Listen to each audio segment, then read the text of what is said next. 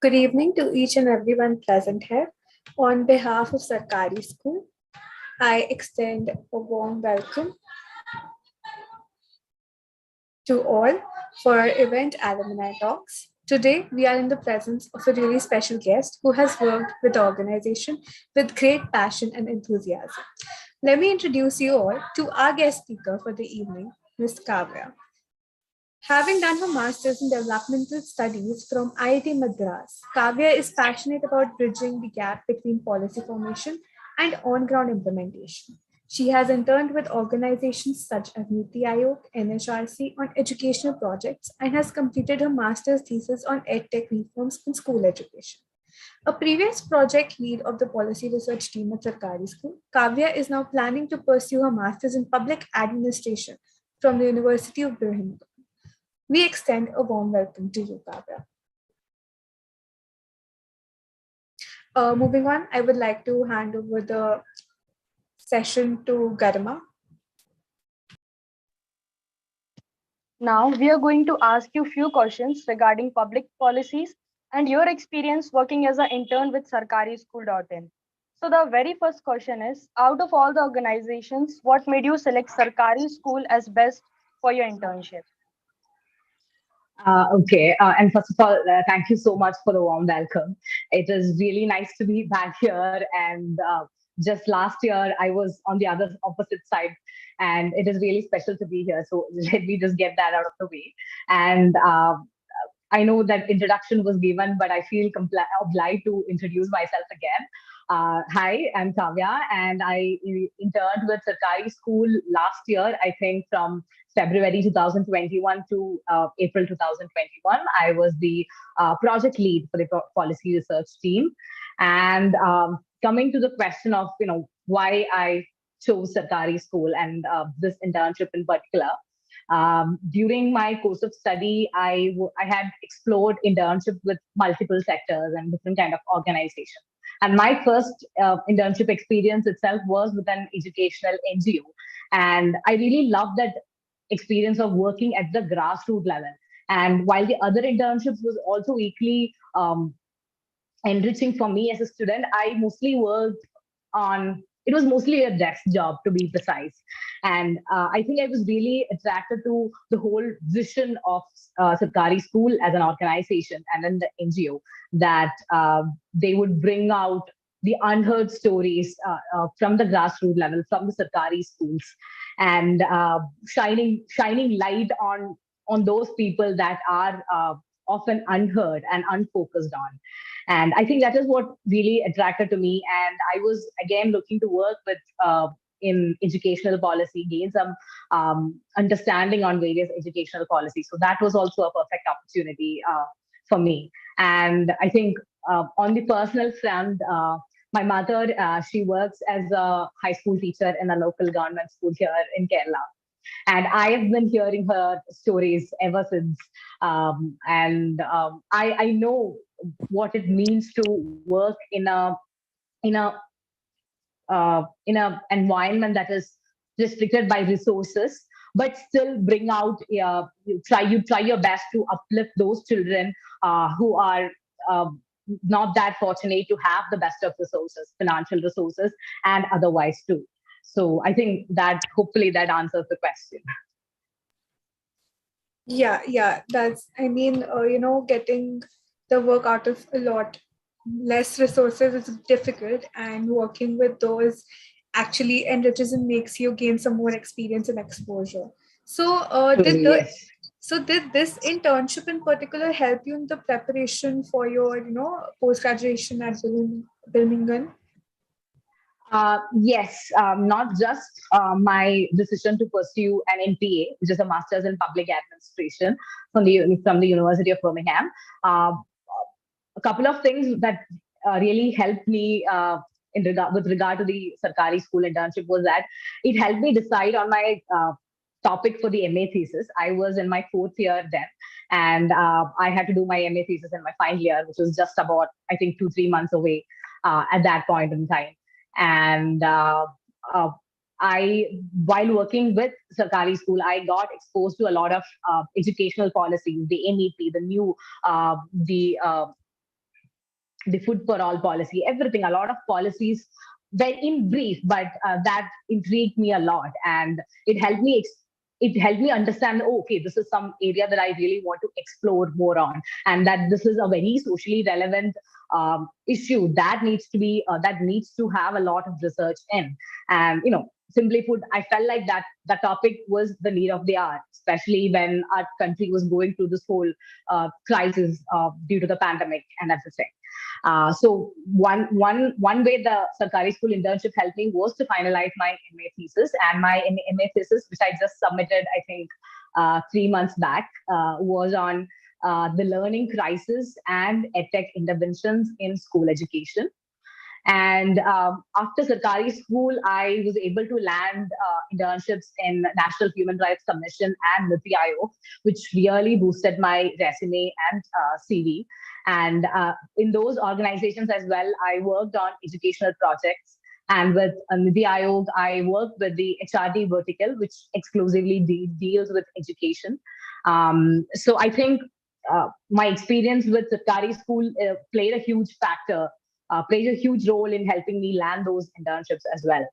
Um, and um, and obviously, coming to my decision to pursue an MPA from University of Birmingham, I remember in my interview at the university, which was the final round, they asked me about my experience, and the same question that you asked, like, why did I choose this organization? And which means that this was something that reputed of an university was interested in. And I told them how it changed things for me, how it helped me understand that this is something that I really want to work on, and this is something that I can really bring a change in. So yeah, all in all, Sarkari school internship and my experience with the policy research team, especially, was a crucial point in not just in my resume but in life. So now, what were the challenges that you faced working as an intern with Sarkari School.in?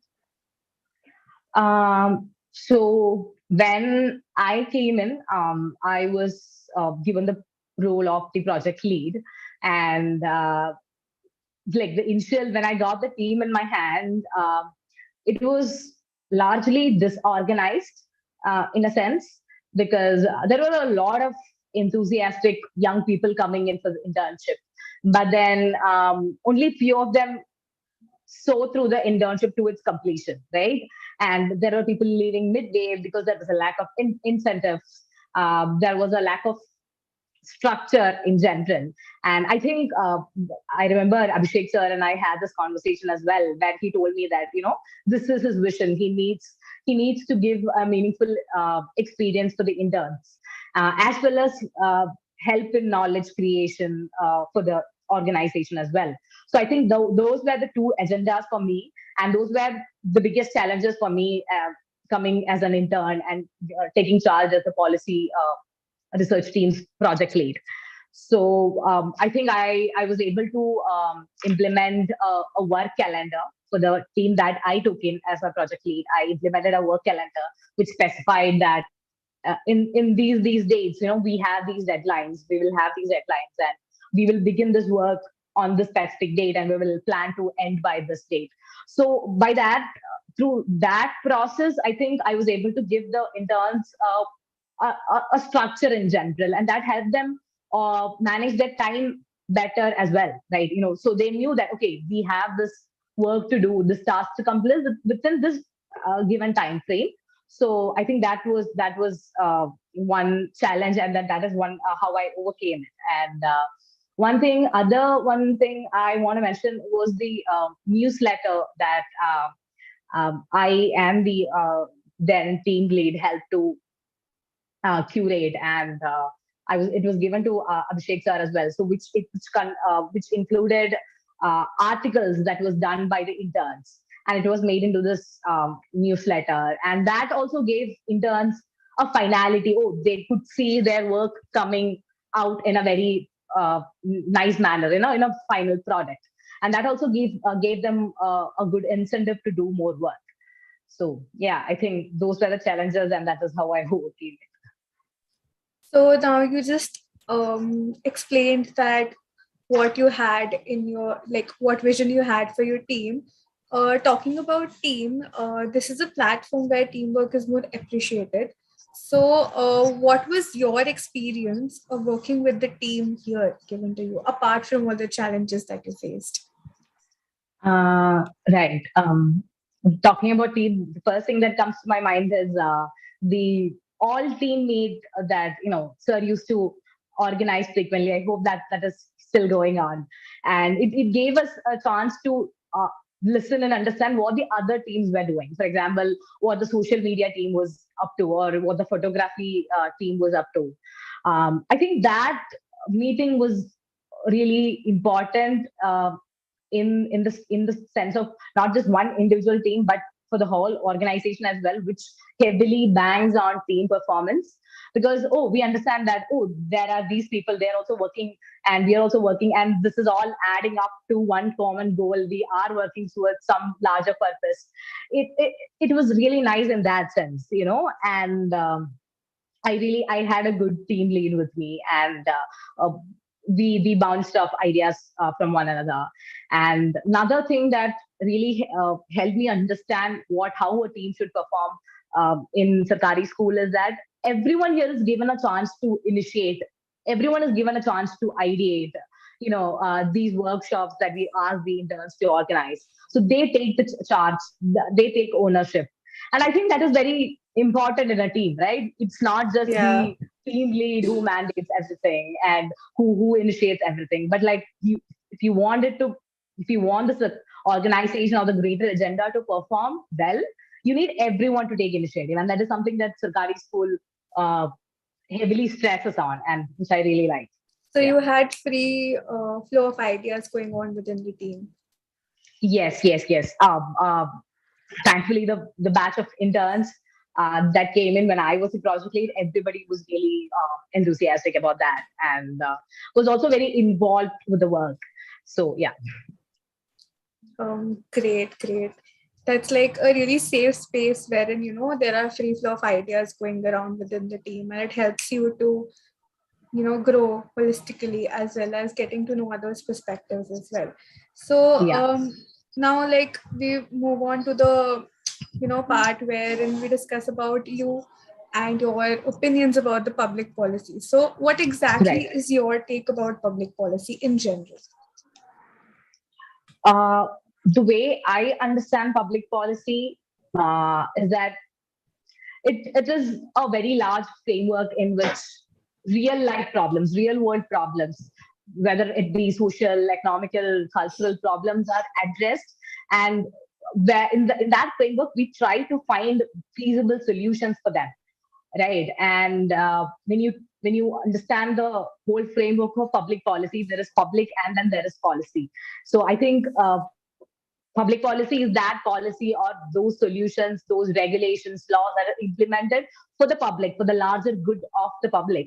And I distinctly remember this sentence that my economics professor told in class while we were discussing public policy, is that public policy should aim for the maximum good of the maximum number of people. And I think it is a really very impactful sentence in itself. That, and it can also be used as a criteria to evaluate how public policy, how efficient public policies are. Is this policy working for the maximum number of people? Is it ensuring the maximum good of maximum number of people?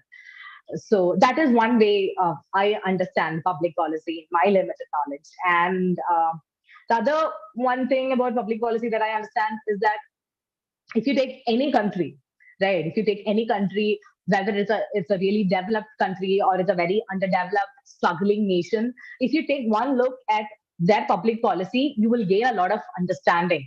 Okay, why this is happening or why this is not happening. So in that way, I think public policy is really the backbone of any nation, and understanding public policy in that sense also gives us a lot of insights and also opens up a lot of potential on where development can happen. Yeah. Yeah, it does help us having a perspective about where the country is standing in the world, and it actually helps us, Right. gain some more insights about the world. So, Yes. what according to you, needs to be changed in the public policy system or the policy system in general of our country? Mhm. Um, the first thing that is actually one of my core research areas that I explored a bit in my thesis and hoping to explore in my upcoming masters as well, is that when you take the policy cycle, it starts from setting an agenda, setting a goal, and then there is the policy formulation, and then there is the adoption, implementation, and then there is a constant evaluation of how this policy is coming. There is a large disconnect between policy formulation and policy implementation. And that is one thing that I've constantly observed in my studies and in the internships that I did, which involved the education sector, especially because when you study the policy in its theory, in its formulated manner, you see that it's really good. It is very well intended. There's a lot of potential for it. If it is when you understand the policy in theory, you're like, wow, this is going to create a lot of change. And then you see the other side where you see how this policy actually performs on ground, and the grandeur that the policy showed in paper, it is not there on ground. uh, Probably 25%, 30% of what the actual policy meant is being implemented on ground. And I think that is one thing that needs to be addressed in India's public policy system, uh, to address this change Yeah, between the grass formulation and the policy does not reach out to the grassroots level, which is actually a yes, big issue here in our yes. country. Yeah. I don't know. I mean, you guys know there's this very popular meme about drawing a horse. That is like the first part of the horse is like really well drawn, and the other one is like scrambled. You know, when you see in totality, it's a horse. The first part is really well drawn, and the last part of the horse is just scrambled on. I think that is a very good analogy to compare with. No, the formulation is really good. There are brilliant people in our system, in the bureaucratic Definitely. system at the central government level, making really good policies. But on ground, it is not showing. So yeah, Yeah, and I think that is something that it is. I mean, I feel that that is something that we need to make a change, as well as the government needs to come out and help and support to truly, change this yes, whole system, because there are a lot of lags, probably red tapeism to some extent, which yes, actually contributes to the lack of implementation to of such great policies. really, uh yes.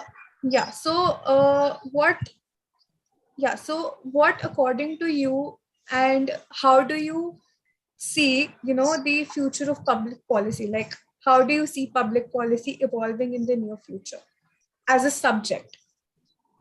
Right. I think, I mean, in my very limited understanding, I cannot comment on how I see it evolving because it needs a very large perspective.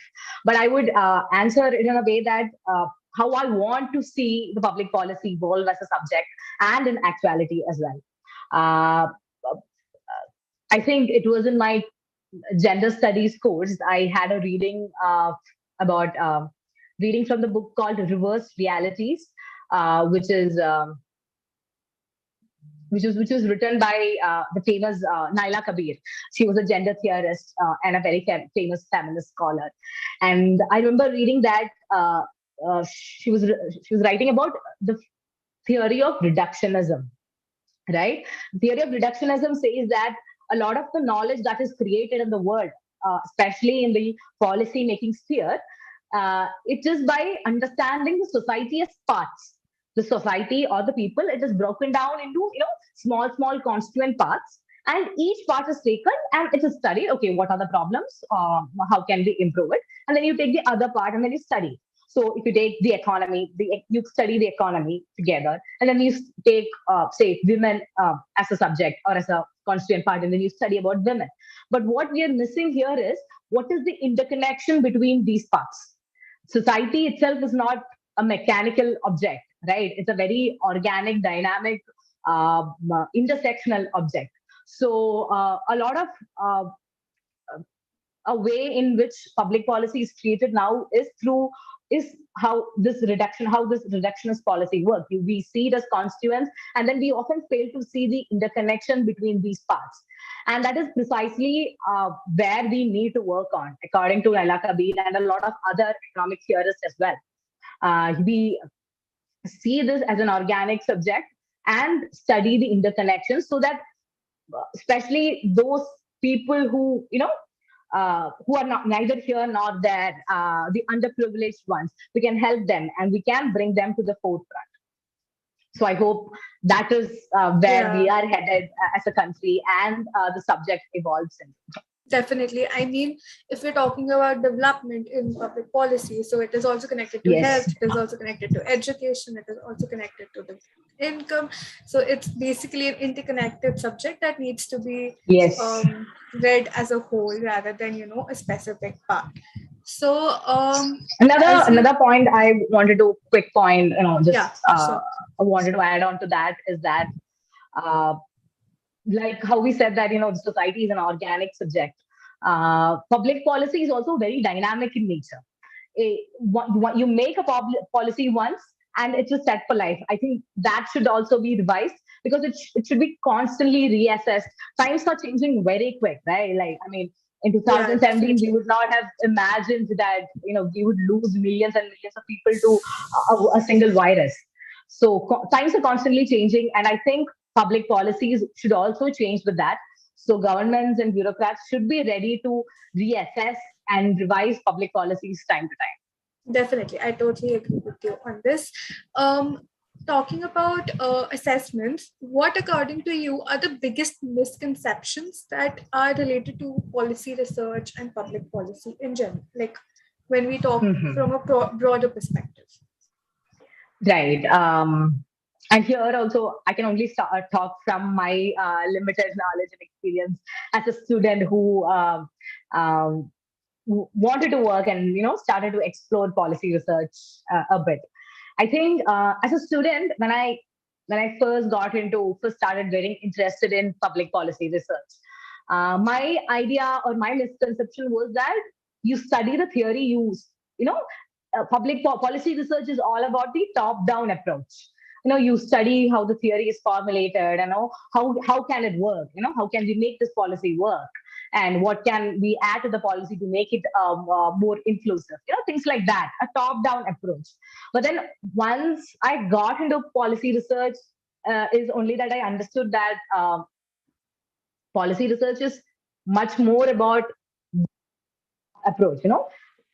If you want to have a good policy, you do ground level, and then you understand how uh, policy impacts people. What kind of policies do these people want? And when I say people, I mean the common folk. The ones that go to work every day and come home and tries to make their ends meet, because I think that is where the focus needs to be. So I think that was one misconception for me, that I thought it was entirely theoretical. Not entirely theoretical, but top down approach where you study how it is done. But in reality it's much more about, oh, okay, what is happening, and then you go back and you trace back and then you try to work on and improve on things. Yeah, so I guess the people here now understand that policy research is not Sorry, just just a sec. theoretical. I think I lost you. Am I audible? Yeah, no. Yeah, so like I said, that I hope the people here now understand that policy research is not just theoretical and Yes. not a single, like a simple oriented research. It is pretty complex and is interconnected to a lot of subjects. So Yeah. now I just wanted to ask that we all, like, how did you manage your time while pursuing your development studies, masters, then working with Sakai school and preparing for your masters for public administration? Uh, Honestly, like I did this internship with Sarkari school back in 2021, early 2021. When we were all at our homes, um, COVID was there out full on, and I was having online classes, and there was a lot of time in my hands. And back in college, I was involved with a lot of activities. I was part of the dance team, so there was a there was a lot going on all the times. But then when COVID happened, and then I was stuck at home.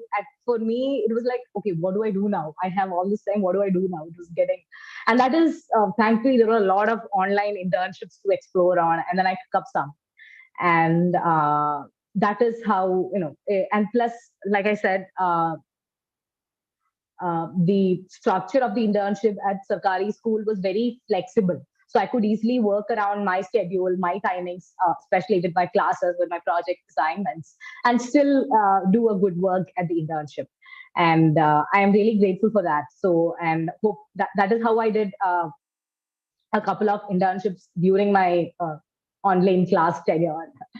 And applying for my master's, that was done this year actually. So I mean, I have been meaning to do it, but then I was like, should I not, should I not, but then I was like, okay, this has been a long standing dream of mine, so let me just go for it. And then I just Ish. applied at the very last minute. Just go for it. We'll see what happens later.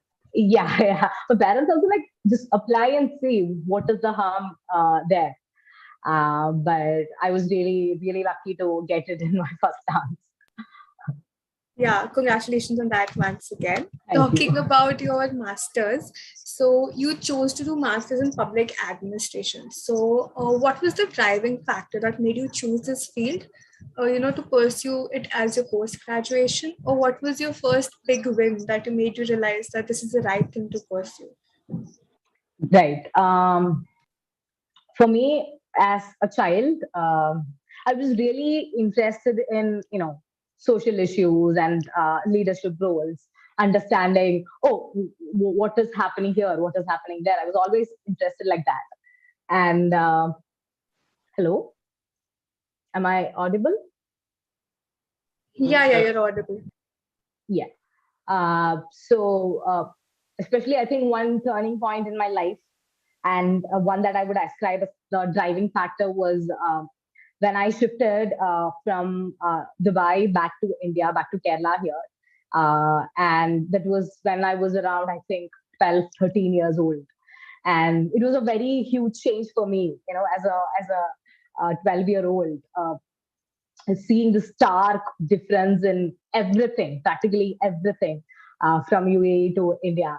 And I was like, why, if that can happen there, then why not here? I think that was something that kept me engaged in childhood. And that is one of the driving factors that I took development studies in my undergrad as well. And always been interested in leadership roles, and especially through all this internship, like I said before, I noticed this disconnect between formulation and implementation, and I really become interested with public policy. And so for me, MPA, or Masters in Public Administration, tied all this together, that I could really continue what I was studying in my undergrad. I could, take all the knowledge, academic knowledge that I gained in my master's degree in development studies, and I could also use my passion for leadership roles, and then closely work with public policy also, because public administration, it focuses on management roles in the public sector, so you work very closely with public policy. And I really think that this one answer to the disconnect between formulation and implementation actually lies in the administrative system and public administrators and bureaucrats who translates this policy into action. So I think all of this tied together, and I was like, okay, this is something I really wanted to do, and that is how I ended up, in, going for MPA. And coming to your the question of what was one big win that made me realize, okay, I can do this, was probably my first internship.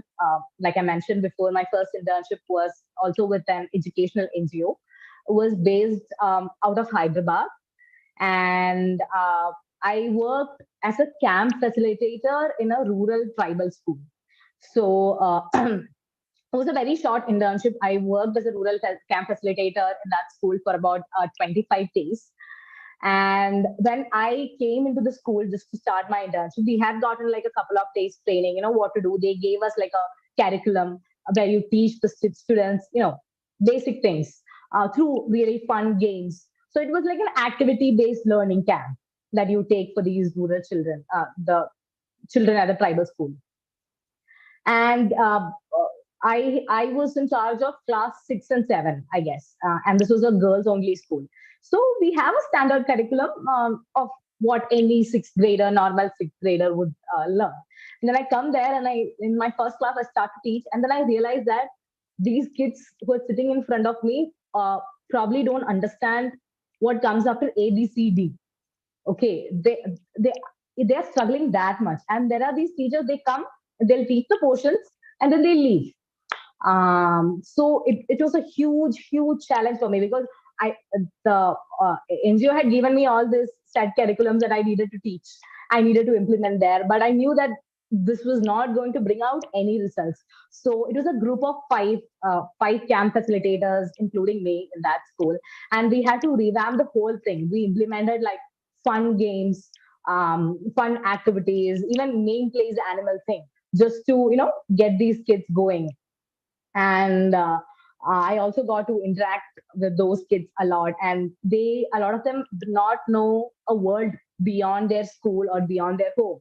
And when I told that, they, I remember one kid coming to me and asking, Akka, are you from America? And I was like, no. And I was like, why did you ask that?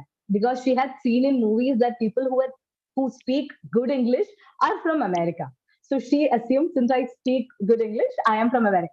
See, that is the level of those kids there. And it was really, heartbreaking to see that. And but within those 20-25 days, uh, and within through that like focused fun activities, whatever little that we could do in terms of academic and extracurricular, there was a huge change in those kids. And at the end of our internship, we organized like a fun, uh, like a showcase kind of thing, where kids would come, they would recite their poetry, they would showcase their dance and Show whatever and tell they kind of learned. thing, right?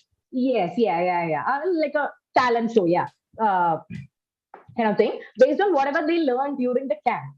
And I was it was very satisfying and also very emotional for me to see that okay, we did this work, and within 25 days we could create this big of a change in those kids.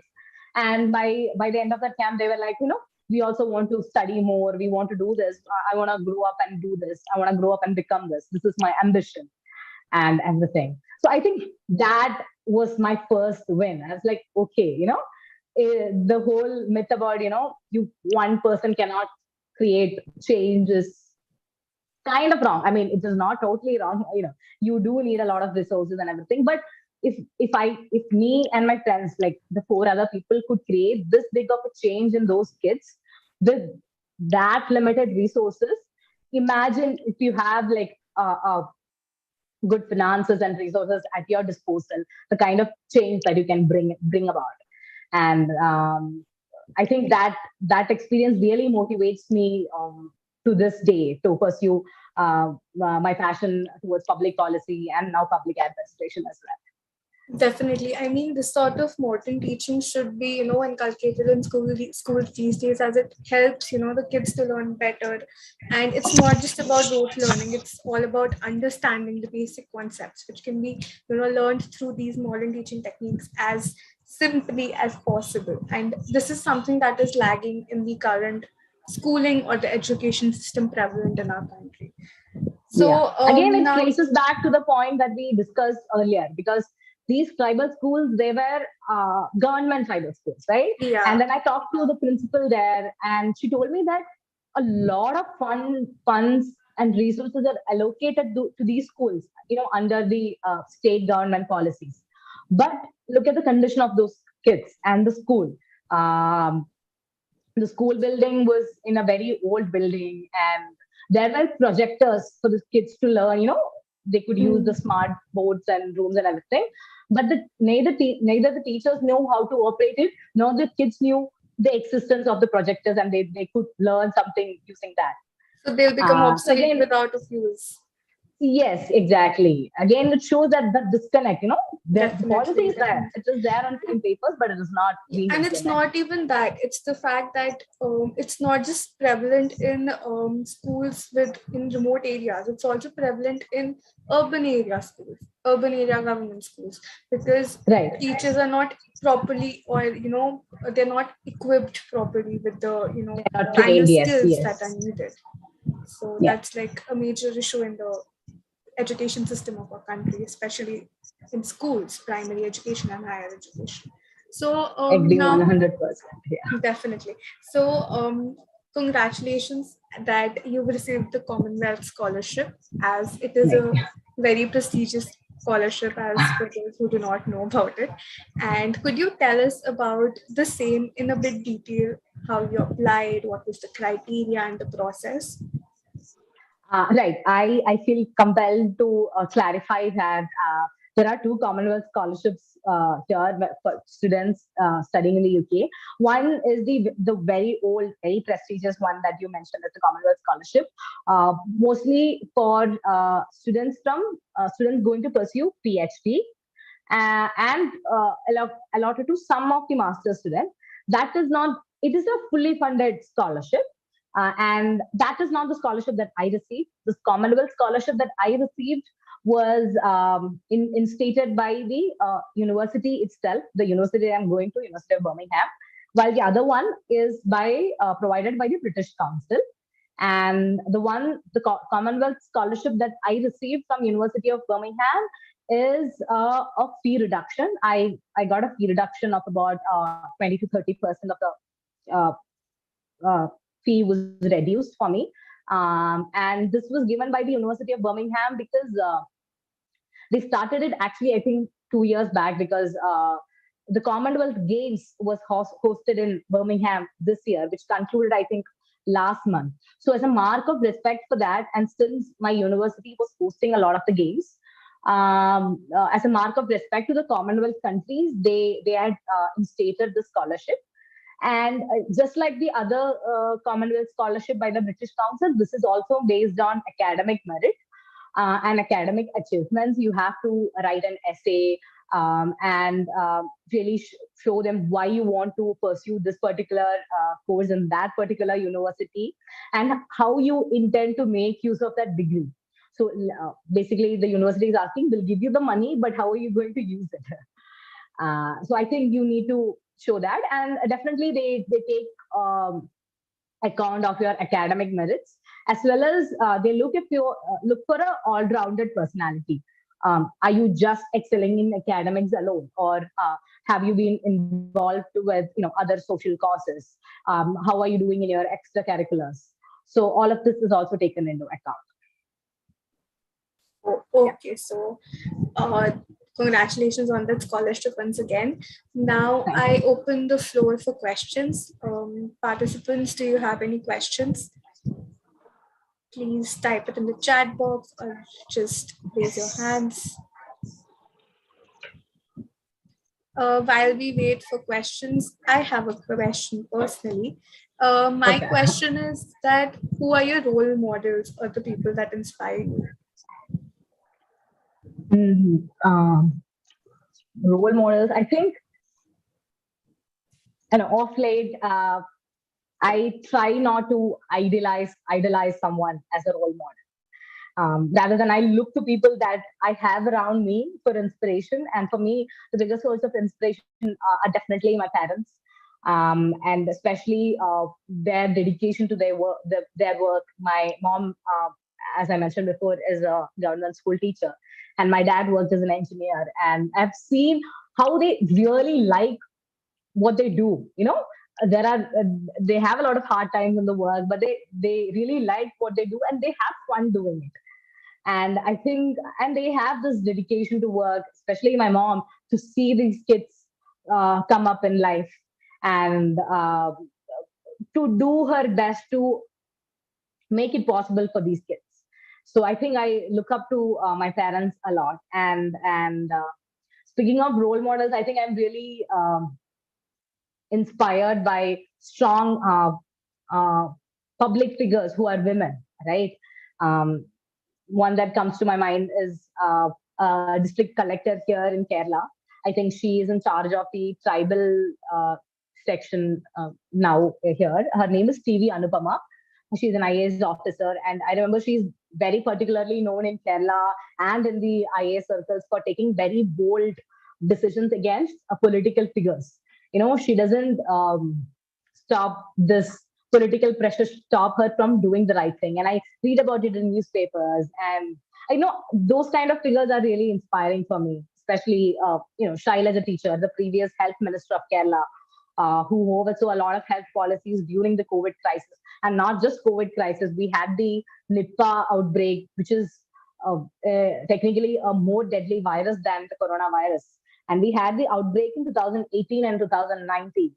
And both times she was at the forefront controlling it. And there are, a lot of actions of these people that I necessarily don't agree with. But their persona of a public figure, and especially being a woman in the public space, is really inspiring. Their power to help the people and their passion Yes, yes. to serve the nation. Passion. Yeah.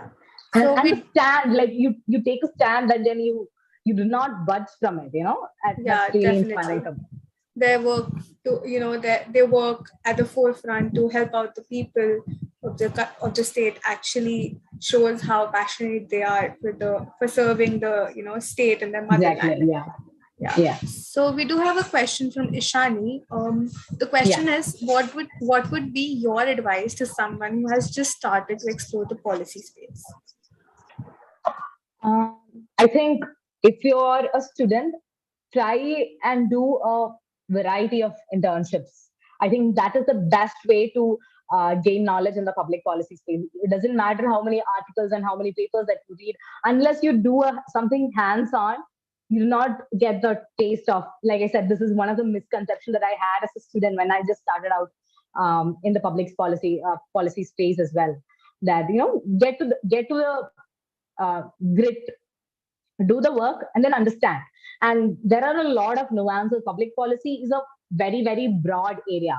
So once you do a lot of internships, or even if it's just volunteering or working with an organization, you will understand, okay, this area that I really want to work in, or something that I really like and explore to. So I think basic advice would be to explore, try to do as much as internships, talk to people in the public policy sphere, and especially organizations such as Sarkari School create that opportunity for dialogue in public sphere, right? Through all these workshops and consultation workshops, especially. There's a lot of dialogue happening. You talk to people who have done work in the sphere for years, and then you get to interact with them. I think someone starting out in the public policy space should really make good use of opportunities such as that. Uh, any other questions? Okay, so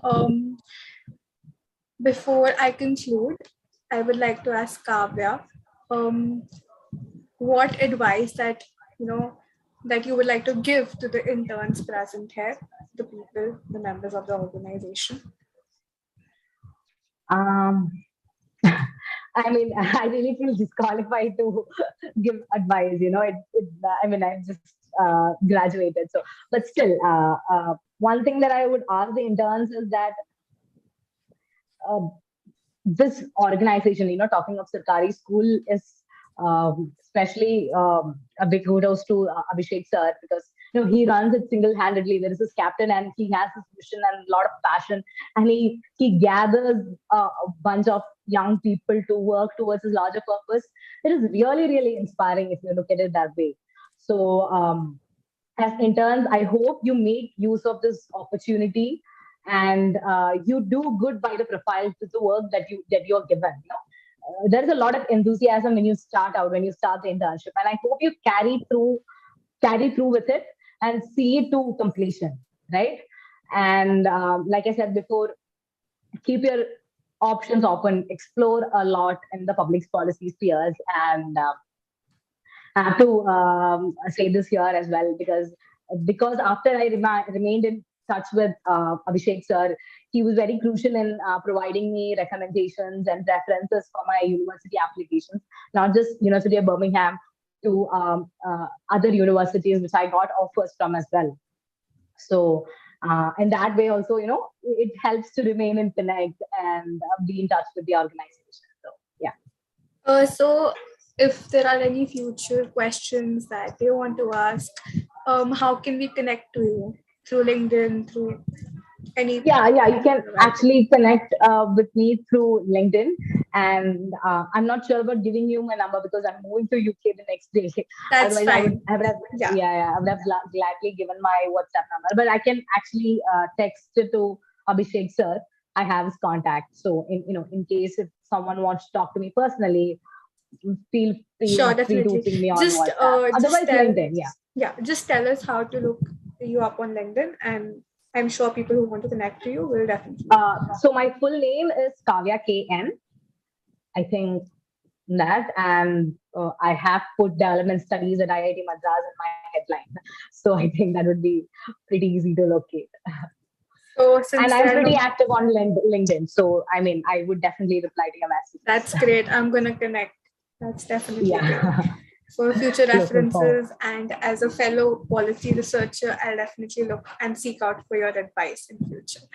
So, Yes, as more we welcome. come to the end of the session, I would like to extend my heartfelt gratitude to Kavya for giving us your precious time and gracing us with your presence. The session was very enriching and informative for me and for all the policy researchers present here. I would also like to extend my thanks to the audience for their unwavering attention and patience throughout the session. Thank you guys so much for attending. Thank you, Kavya, for sharing your insights. And hopefully, we'll definitely talk in the future. Thank you so Yes, thank much. you so much. Thank you so much.